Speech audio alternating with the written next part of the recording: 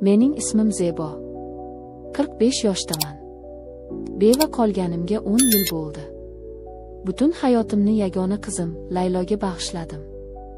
Uni o'qitdim, undirdim va nihoyat 2 yil avval ko'zimning oqiyu qarosi bo'lgan Layloni uzatdim.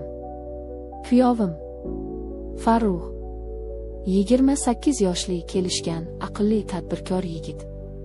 Qizimni shunday sevardiki, men ularning baxtiga qarab to'ymasdim. O'zim erisholmagan baxtni qizim topganidan xursand edim. Dastlab Farruh menga shunchaki yaxshi kuyov edi. Hurmatli, mehribon, onajon deb tursa yuragim erib ketardi. Men unga o'z o'g'limdek qarardim. Ammo vaqt o'tgani sari nimalardir o'zgara boshladi. Yoki men o'zgardimmi? Men unda faqat kuyovni emas, erkakni ko'ra boshladim. Uning kulgusi, uning kuchli qo'llari, uning nigohi. Bir kuni hovlida ikkovimiz yolg'iz qoldik. Qizim dugonalarnikiga ketgandi. U menga suv olib keldi. Qo'li qo'limga tegdi. Tok urgandek bo'ldi. Men tezda qo'limni tortib oldim. Ammo uning ko'zlariga qaraganimda u ham qizarib ketgandi. U ham his qilgandi. O'sha kundan boshlab oramizdagi ko'rinmas parda yirtilgandek bo'ldi. Bizning nigohlarimiz to'qnashganda endi shunchaki qarash emas, bu otash edi. Men bu hissiyotdan qo'rqdim. O'zimni koyidim. Bu gunoh. Bu xiyonat. Ammo yuragim buyruqqa bo'ysunmasdi. Har safar u kelganida men o'zimni yo'qotib qo'yardim. Uning uchun yasanardim, uning uchun pishirardim. Men unga yoqishni xohlardim. Va men unga yoqayotganimni bilardim. Bir kuni qizim ish bilan boshqa shaharga 3 kunga ketdi. Ketishidan oldin eriga tayinladi. Dadasi, onamga qarab turing, yolg'iz zerikmasinlar. U ketgach, uyimiz g'alati bir sukunatga cho'mdi. Men vahimada edim. U bilan yolg'iz qolish bu olovga moy sepishdek edi. O'sha kuni kechqurun choy ichib o'tirdik. Suhbatimiz qovushmadi. Ikkimiz ham nimadir bo'lishini kutayotgandek edik. Nihoyat u jimlikni buzdi. Onajon, men chiday olmayapman. Sizni har ko'rganimda. Farruh kuyov, bunday gaplarni qo'ying. Qo'yolmayman. Siz ham xuddi shuni his qilayotganingizni bilaman. Ko'zlaringiz aytib turibdi. U o'rnidan turdi va menga yaqinlashdi. Men ham o'rnimdan turdim. Orqaga sarildim. Bu gunoh. Laylo bilsa. Bilmaydi. Hech kim bilmaydi. Bu faqat ikkimizning sirimiz bo'ladi. Zebo. U ilk bor ismimni aytdi. Onajon emas. Zebo. U qo'llarini belimga qo'ydi va meni o'ziga tortdi. Men qarshilik qilmadim. Qarshilik qilishga kuchim yo'q edi. Uning nafasi yuzimni kuydirardi. U egilib lablarimdan o'pdi. Bu bo'lsa, bu mening yillar davomida muzlagan vujudimni eritib yubordi. Bu 10 yillik yolg'izlikdan keyingi birinchi bo'sa edi. Bu ochofat, bu talabchan, bu qaynoq bir otash edi. Men uning quchog'ida erib ketdim. Qo'llarim beixtiyor uning sochlarini topdi. Men uni o'zimga yanada qattiqroq tortdim. U meni ko'tarib oldi. Men yengil qushdek edim. U meni qizimning yotog'iga emas, mening yotog'imga olib kirdi.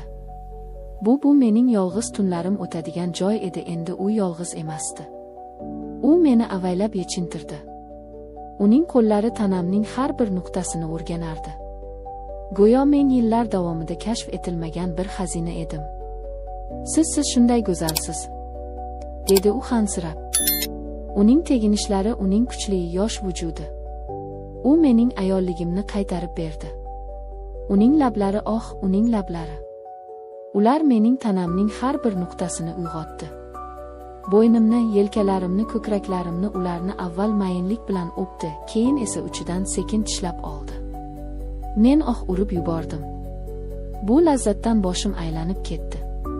Men uni mahkam quchoqlab, tirnoqlarimni yelkasiga botirdim. Uning issiq nafasi kindigimdan pastga tushdi. Uning tili. Mazza. Men bunday lazzat borligini bilmagandim. Men faqat ingray olardim. U mening ayolligimni shunday ehtiros bilan o'pardiki, men aqldan ozayozdim. Men butunlay unga taslim bo'lgandim. Nihoyat u ustimga chiqdi. Uning qattiq turgan vujudi oyoqlarim orasiga yaqinlashdi. Men uning kattaligini his qilib bir zum qo'rqdim. "Bo'shashing, jonim", dedi u pichirlab. Sekin ichimga kirgizdi. Men ko'zlarimni qattiq yumib, labimni tishladim. Bu og'riq va lazzatning portlashi edi. U bir soniya to'xtadi. Keyin sekin harakatlana boshladi. Chuqur va mayin. Har bir harakat bilan men o'zimni yo'qotib borardim. Bu shunchalik kuchli, shunchalik yangi his ediki, men uzoqqa bormadim. Men qattiq qaltirab, uning yelkasini tirnab bo'shashdim. U to'xtamadi. U jilmaydi. Endi haqiqiy lazzat boshlanadi, Zebo. Endi u tezlashdi. Uning har bir zarbasi meni jannatga olib chiqayotgandek edi. Men uning belini tirnardim, oyoqlarimni uning beliga chirmadim. Uning ingrashi mening ingrashim. Biz ikki vujud emas, bir butun olov edik. Nihoyat u chuqur ingrab, sochlarimdan tortgancha ichimga otildi. Men ham uning ortidan larzaga keldim, butun tanam qaltirab bo'shashdi. Biz bir necha daqiqa shunday qoldik, terlagan, hansiragan, ammo allaqanday bir g'alati, gunohkor baxtni his qilgan holda. O'sha tun biz tonggacha uxlamadik. Uning kuchi, uning yoshlik ehtirosi meni hayratga solardi. U mendan yana va yana lazzat olardi, men esa unga o'zimni butunlay bag'ishlardim.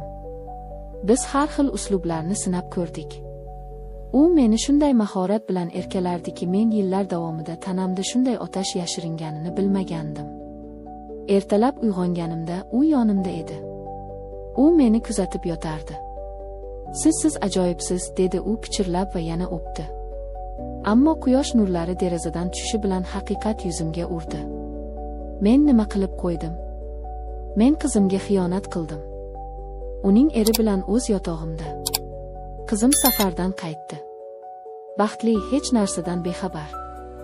U erini quchoqladi, menga qarab kuldi. Mening esa yuragim pora-pora bo'layotgandi.